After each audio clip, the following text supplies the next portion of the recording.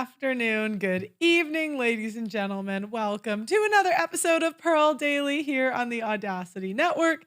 I am your host, Pearl Davis, and today's show is going to be interesting.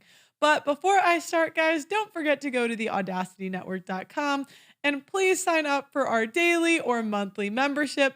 These help us bring in show guests, keep the lights on, and keep putting on a great show for you. Okay, but before we start, a message from our sponsors. This is the problem these days. It's no wonder you see testosterone levels of men declining 1% a year. The average testosterone levels are half of what they were 50 years ago. This is one of the foundational physiological reasons why society's crumbling and in the state that it's in. These women are getting away with murder, and there is a simp epidemic. Testosterone levels are so low, and something needs to be done about it. Chalk is on a mission to save mankind from extinction by boosting your vitality. When you boost your testosterone, you'll have more mental clarity. You're more capable of taking risks and making decisions. Having high testosterone will also affect your pheromones, so women will find you more attractive subconsciously. Get the Chalk Male Vitality Stack on chalk.com. That's CHOQ.com. Chalk provides the highest quality herbal supplements clinically studied to boost your testosterone. Their tongue cat is wild harvested from the Malaysian rainforest and is studied in double-blind human trials to boost free testosterone levels 87% in 21 days. Use my name, Pearl, as your coupon code, and you'll get 25% off site-wide on chalk.com. That's CHOQ.com. Coupon code Pearl. Boost your testosterone naturally, supercharge your masculinity, and don't be a simp. What is feminism at its core? According to Google, feminism is a political and social movement that advocates for gender equality and the rights of women. But if you ask me, it's a hate group that wants special rights, privileges, and treatments without having the responsibility that comes with those rights.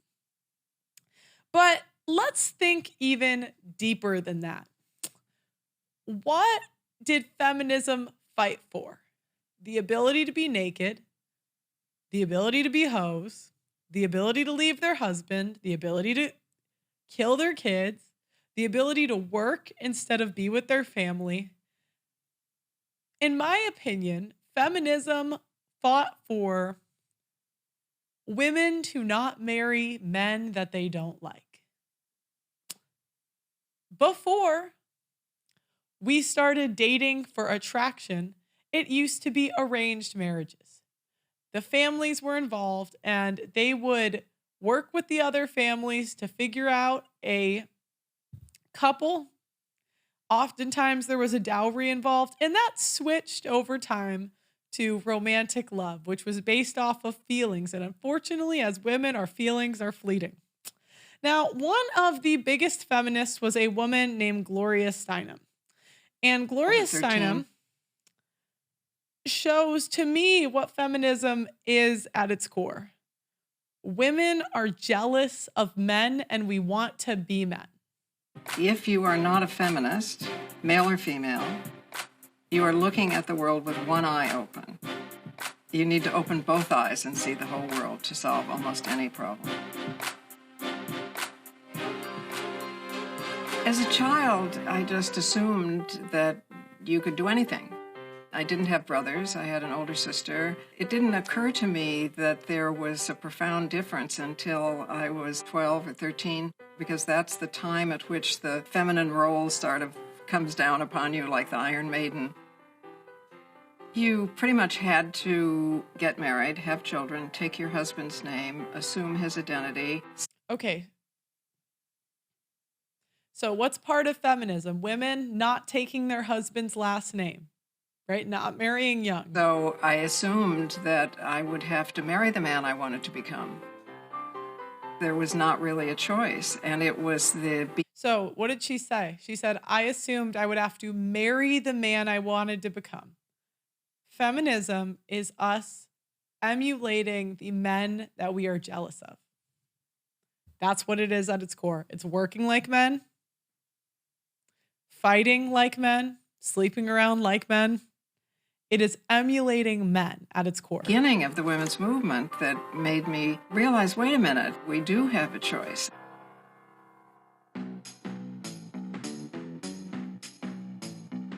For me, the biggest aha moment was going to cover an alternate abortion hearing here in New York City for New York Magazine. And for the first time in my life, I heard women standing up in public talking about something that only happened to women, that was life-threatening, that subjected you to sexual harassment. That was the light bulb. Why is this illegal? Why is it criminal? Watching the abortion hearing, I had this feeling of sudden unity. Something you think that has been only your experience. So again, what are we fighting for? The ability to kill children. And maybe your fault. You suddenly realize it's incredibly widespread. It is a result of unequal power. It's a result of politics. It's unjust.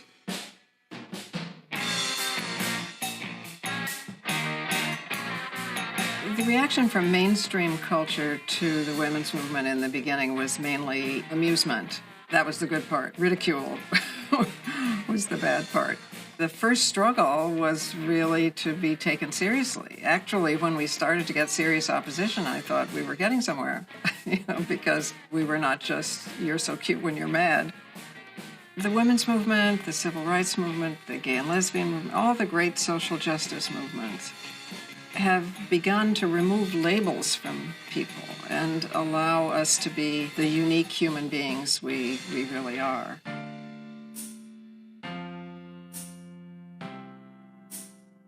I hope that young women feel supported in expressing their talents and understanding that they have the right to have choices. I don't want to make young women feel there are no obstacles. That's a lie. There are obstacles.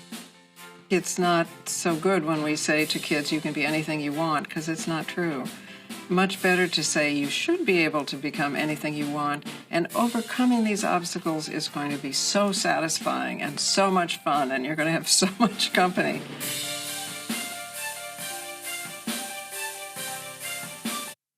Okay. So I want to read you what Gloria Steinem's dating advice was. So, quote by Gloria Steinem: "When looking for a life partner, my advice to women is to date all of them. The bad boys, the cool boys, the commitment-phobic boys, the crazy boys. But do not marry them. The things that make the bad boys sexy do not make them good husbands. When it comes time to settle down, find someone who wants an equal partner. Someone who thinks women should be smart, opinionated, and ambitious. Someone who values fairness and expects, or even better, wants to do his share in the home. These men exist, and trust me, there is nothing sexier." Okay, so I want to go through the feminist dream. So women, when we're born, we're essentially given $1 million. Now, not every woman knows that she has $1 million, but, we are given youth and beauty. And let's just pretend this is a money bag. Boom, $1 million. And all the women are getting together to try to spend as little of this as possible on their husbands. Yes. So the women, we used to be thin, right? And then we all got together and said, we're going to get fat together, right? We're going to get some chunk. And the other women said, yeah, I'm going to get fat after I have a kid. You're going to do it too? Then we all got obese. Then, the age of first marriage used to be like 22. At 22, we used to get married. Now it's 30 and rising, so it's going up. So we're getting married in Ireland, it's 35. So women are getting together and saying, how little youth can we spend on our husbands? How little can we give to our husbands? And that's really what feminism is at its core. The feminist dream is to, here's the to spend the $1 million here on the bad boys. Right, there we go. I'm not really an artist, guys, so please forgive me. Another bad guy, right? And then find a bailout guy. And the feminist dream really is, and by the way, it does not necessarily, a lot of women get triggered by this, right? Because they think it means sleeping around. Not necessarily, right? But if you're not doing an arranged marriage, and statistically most women are not virgins on their wedding days, it doesn't mean, a lot of women get triggered because they think I'm saying sleep with the whole town. Maybe it's having a really cool job and that's how you're spending your youth, right? Maybe it's, I don't know, like for me, it was playing professional sports and that's how I spent my early 20s. And it's different for every woman. It's, it's based on maybe it's going to college, maybe it's getting a master's degree, maybe it's, dating high-level men. Every woman, and you can't really, think about it. If guys had the option on a dating app to have 1,000 matches, what would men do? Would they ever settle down? No. Never. Or they'd have 10 children, they're a little bit better people than us. You might have to edit this out, but so you can't really blame us in a way. You can, but it won't do anything. So the feminist dream is one, marry rich man who lets us do whatever we want.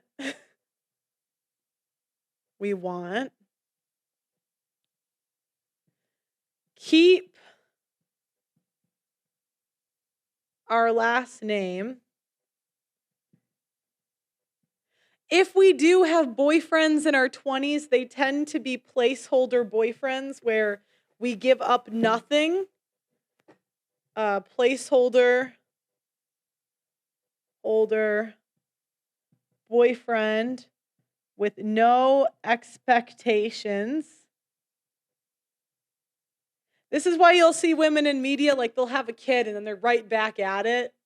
So it's interesting because this is just kind of the times we live in, right? Placeholder, but yeah. Oh, so the three options are go into a rich man's field and marry rich. Keep our last names, a placeholder boyfriend with no expectations or husband, and stick the landing as late as possible. I believe that if men figured out how to increase our fertility to 50 years old, that women would have children at 50. I really do. So that's the feminist dream. Now let me go. This relates into what I'm going to talk about today. So these are really the options that we have with feminism. Now, there is the occasional woman that does cash out early. But the challenge with the women that cash out early is the women that cash out at like 22, let's say. They have a tendency to see all these women partying, and that's where you get the 30-year-old divorcees who feel like they missed out on all the fun. There's no winning. There's just choices and trade-offs, okay? And none of this is a moral statement, but it's an observation of what's going on, okay? So this does relate to what we're going to talk about today. Gisele Bündchen is pregnant. Now, Gisele is a world-famous supermodel who was married to Tom Brady and had 3 children by him. In her early 20s, she dated Leonardo DiCaprio. Now, Leonardo DiCaprio is that bad boy that women date in their early 20s in Hollywood.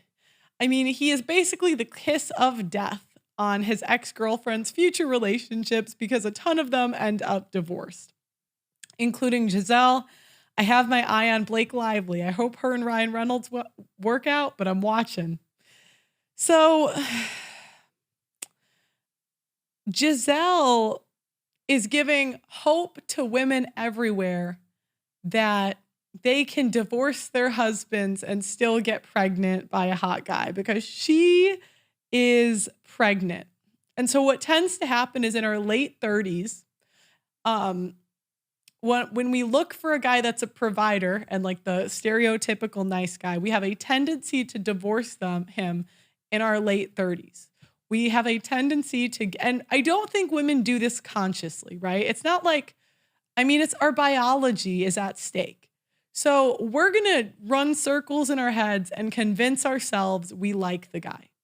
So we get married, and then we have a tendency after the kids, we have the children, we have a tendency to roll over and realize we don't like our husbands. That's when you see women cheat and look for men that have more of the alpha traits. Now, unfortunately for Tom Brady, and by the way, it changes for every woman. Like one woman's alpha might be a drug dealer, another one's might be a lawyer. It depends on the woman, right? But for Gisele, she chose a jujitsu instructor. So Tom Brady and Gisele got divorced, and Gisele found out she was cheating, allegedly, with her jujitsu instructor, a young guy in his mid-30s. So Gisele Bündchen is now found out to be pregnant with her third child, wants to give birth in her $11.5 million mansion. Gisele Bündchen is reportedly expecting her first child with partner Joachim Valenti, and she's planning an intimate home birth in her renovated Miami mansion on their exclusive Indian Creek Island after purchasing the $11.5 million property in 2022 following her split from Tom Brady. Bündchen dedicated over a year to turning the house into a dream house that now features 5 bedrooms, 7 bathrooms, and extensive outdoor spaces, blah, blah, blah. Okay, and it turns out that Tom Brady apparently was not notified until a couple days before that she was pregnant. So she's like 6 months pregnant, and Tom Brady only got a few days notice before Gisele Bündchen's pregnancy reveal. And you can see the warning signs. I think men often don't want to see things as a big deal. So when a woman doesn't take a guy's last name, men don't really think too much of it. But oftentimes when women do that, it's because they want a backup plan. Tom Brady was aware of his ex-wife Gisele Bündchen's pregnancy when he called the Bills Seahawks game on Fox Sports on Sunday. The supermodel informed the retired quarterback just last week that she's pregnant with her and her boyfriend Joachim Valenti's child. The news of her pregnancy was first reported on Monday by People. Bündchen, 44, is about 5 or 6 months along in her pregnancy, added that Valenti, a 35-year-old professional jiu-jitsu instructor, are waiting until birth to find out their baby's gender. Brady and Bündchen, whose divorce was finalized in 2022, co-parent son Benjamin, 14, and daughter Vivian, 11. The 7-time Super Bowl champ has a 15-year-old son with his ex, actress Bridget Moynihan. I think they talk when they have to. Tom does his best for the kids and puts them first. That's all that matters. He's trying his best. The same source said it was in Bündchen's style to keep her pregnancy a secret from Brady. Tom's a very nice and normal guy, the source says. Gisele is very different. She blows hot and cold. Brady and Bündchen have yet to publicly address the news.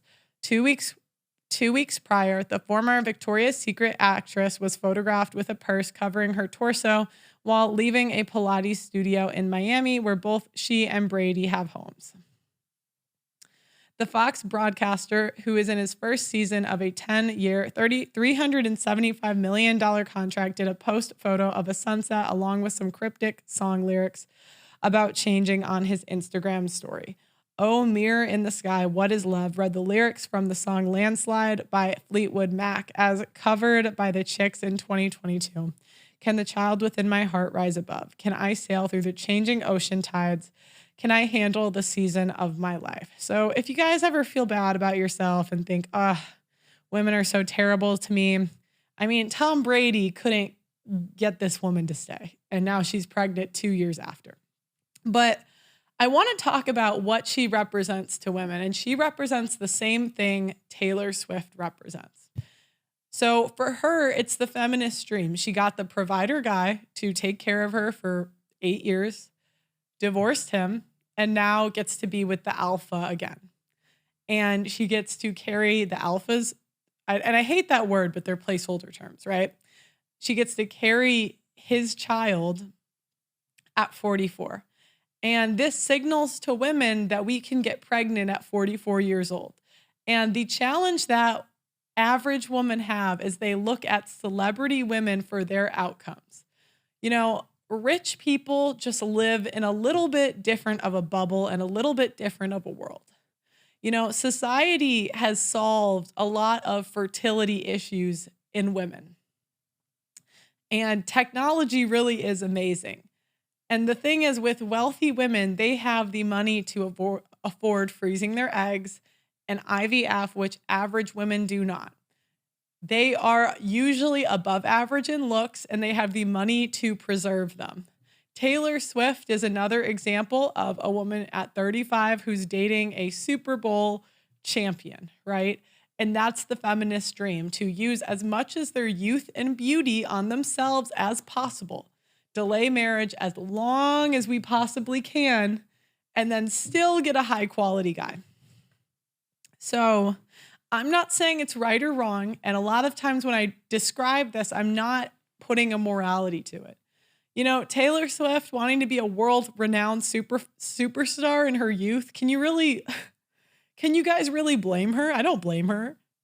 And if she can pull it off, generally, I know we like to say that women always have consequences. From what I've seen, women have a tendency to always have a guy to bail them out. It's not always the guy that it's not always the guy that we want, but there will always be somebody. Riley Reid got married. Okay. So I want to go over First, I want to talk about some of the responses that people are having. Gisele Bündchen is having a baby at 44. She also lifts weights 3 times per week. The faster people realizing lifting weights is the real anti-aging drug, the better for women too. So again, you know, it's selling us that we can be young forever. And as women, I think we have to point out this pandering.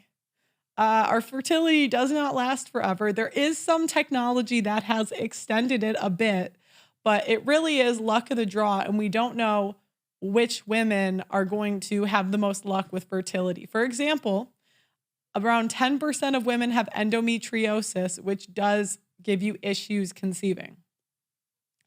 You don't know if you're part of that 10%. You could not be. It's more likely you're not.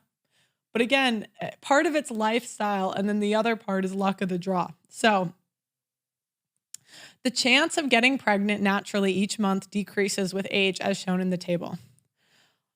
Under 30, you have a 25% chance of getting pregnant each month. 30 to 34, around a 20% chance of getting pregnant each month. 35 to 39, around a 15% chance of getting pregnant each month. Age 40 and older, around a 5% chance of getting pregnant each month. And what you're going to see is women try to twist these numbers, right? And they try to say it in a way that's more palatable to us and say, well, most women can conceive past the age of 30. Right? But there's still a large number who can't. And pregnancies after 40 can carry a number of risks for both the mother and the baby, including miscarriage, stillbirth, preterm birth, chromosome abnormalities like Down syndrome, Patau syndrome, and Edwards syndrome, gestational diabetes, preeclampsia, labor problems, blood clots, and macrosomnia. Okay, so these are the numbers for IVF. So under 30, your chance of a baby after your first cycle of IVF is 43%, and after 3 cycles is 66%. Let me Google the average cost of IVF. The average cost of IVF is $15,000 to $30,000 per cycle. Okay, so if you're planning on using IVF, if you go up to 3 cycles, that means you have to have $90,000 saved, depending. It could be a little less, right? It could be 15, but that's, again, it's another expense. At 30 to 31, 48% chance up to 67%. 32 to 33, 44% on the first cycle to 67%. 34 to 35, 40% to 61%. 36 to 37, 32% to 50%. 38 to 39, 22% to 38%. 40 to 41, 13% to 25%. 42 to 43, 6% to 11%. And 44 plus is 2% to 5% chance with IVF. Now, actually, I want to see eggs. Freezing eggs. Chance of success. So it says here the overall chance of a live birth from the frozen eggs was 39%. But among women who were younger than 38 when they froze their eggs, the live birth was 51%. It rose to 70% if the woman was younger than 38 and also thawed 20 or more eggs. Okay, so remember, men have solved a lot of our fertility problems for us. Not all problems, right? But it's still, even if it's 70%, that's still 30% that don't. And all of this stuff is expensive. Rich women have options that average women do not. Most women do not have $100,000. Most women are in debt. So it's not like we have $100,000 sitting around to spend on this stuff. And what happens is we see these women in the media and use them as examples of what we could do when normal women do not have this option. So what we're seeing now is all of the ramifications of dating apps and the internet and OnlyFans. It takes 20 to 30 years to really see the ramifications of a technology. And because women do not want to be with average men, you are seeing an increasing number of women that are doing sex work. Many women will pick that as the easy way out rather than doing a difficult job. So there is an OnlyFans model who is suffering a mental breakdown on stream because her family got sent her explicit content. She sent my mom my Fansly and a picture of me sucking a fucking dildo. I said it. She sent her a picture of me sucking a dildo. And it's my fault. Because she's saying my cousins were looking up my pictures. Like my male older cousins, they were looking me up. And I said, why the fuck aren't we asking them why the fuck they're looking at me? Why is it always me? Why the fuck is it always me? Why is everyone saying like, oh, it's me, me? She sent my... Okay.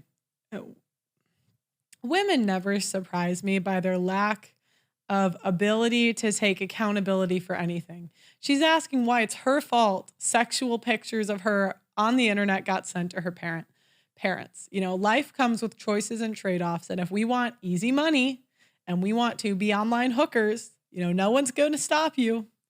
Nobody's going to stop you from your misery. No one's going to stop you from your hell. But that does not negate the trade-off that it comes with.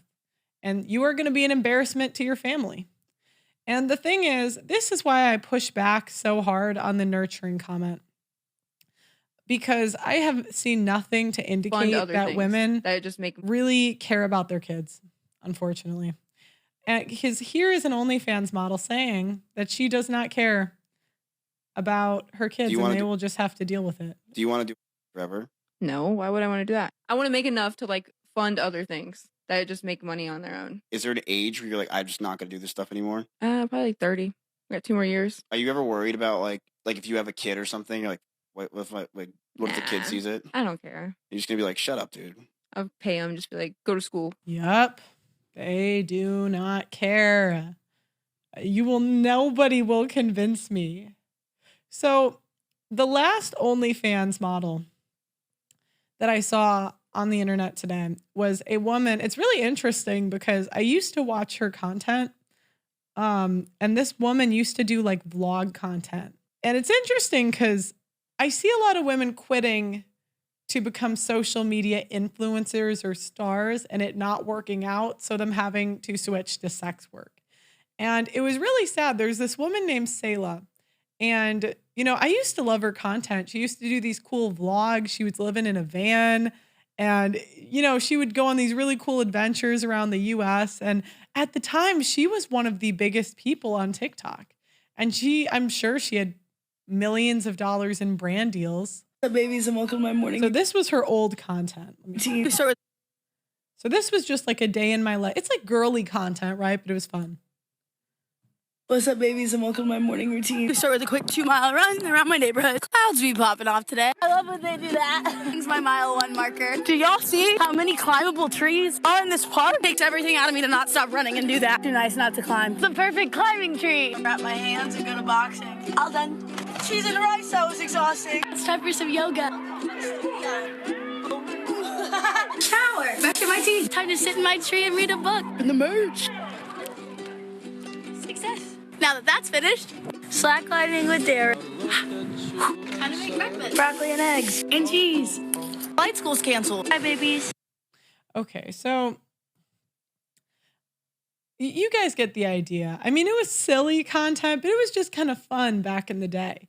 Now, I saw this TikTok, and it was so sad to see like how far off she fell. Today, my ex lost me over $250,000. So waking up in the bus where he broke my heart was kind of traumatizing. But I really needed to get over to property to see how much damage was actually done. So I journaled a little bit. And actually today I finished this journal, which feels like a huge accomplishment because I started this one a year ago whenever we broke up. And then I laced up my shoes and headed over to the car. And the whole time all I could think about was how long it's been since I've actually been in Texas. When I got to the property, it was insanely overgrown and I couldn't believe what I was looking at. Our Airbnbs that used to hold so much life are now extremely overgrown and just so depressing. No one's been in them in months since I shut it down, but I realized my ex left it in such disarray. Considering that he's the one who did me dirty, you think he'd at least have the common decency and respect to leave it okay. But instead, everyone that I walked into was just more and more overwhelming. What's even more of a shame is that he stole all of the titles to the buses, so I can't even sell them and get rid of them. Which is the most gnarly part, because all I want to do is get rid of property and get rid of these buses, but it turns out that they're all just kind of scrapped now. And then don't even get me started on this double-decker that he let someone leave here full of trash and never did a thing with, despite promising me that he would. Our tree in our lake has fallen down, and just honestly, the whole thing just made me want to cry. So after grabbing the few belongings that I care about, I went and dropped them off at a friend's house, which is really just my other finished journals, and then I headed to the airport because I just couldn't handle it. Overall, in the last 3 years, I've invested over $500,000 into this property, and I can't believe he lost me every single one. And then on top of that, to get him off the lease, I had to sign a contract where I'm paying him an obscene amount of money. And so the fact that I'll never even be able to sell the buses for what they're worth because he stole the titles is absolutely insane. So now all I can focus on is what I can actually do about it, which is flying across the world to meet up with some friends to really make myself feel better. It's heartbreaking to feel that after everything I've been through and the fact that I came from nothing, that he would screw me over so hard. A lot of people may feel that bringing this on the internet is childish, but this is the place where I express myself, and you guys have seen it all. So welcome to a new chapter where I just try to get over it.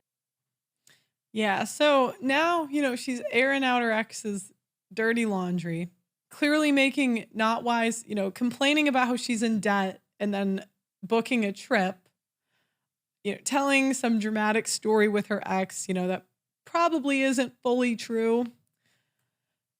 And on OnlyFans. And what I realized is a lot of women start vlogs or, start these internet businesses with no backup plan and somehow end up on OnlyFans because they've burned all career options at that point. Okay, so that's all I got on the OnlyFans models today. The last one I wanted to react to was a based woman destroying, her name's Emily Loves America, destroying this liberal kid. Oh my gosh, it was so funny. Let me show you. I think they're retarded. Oh. I think the shit that these fucking guys go on and say is dumb as. Do you mind if I just ask you What? to not say the Oh God, this is the gay liberal. Bro, you can't also, do do you mind if I ask you not to use the term like gay and like This is fucking gay liberal Okay, shit. he's This is gonna do it why anyway. people don't listen or respect. And I actually think you're smart. I do.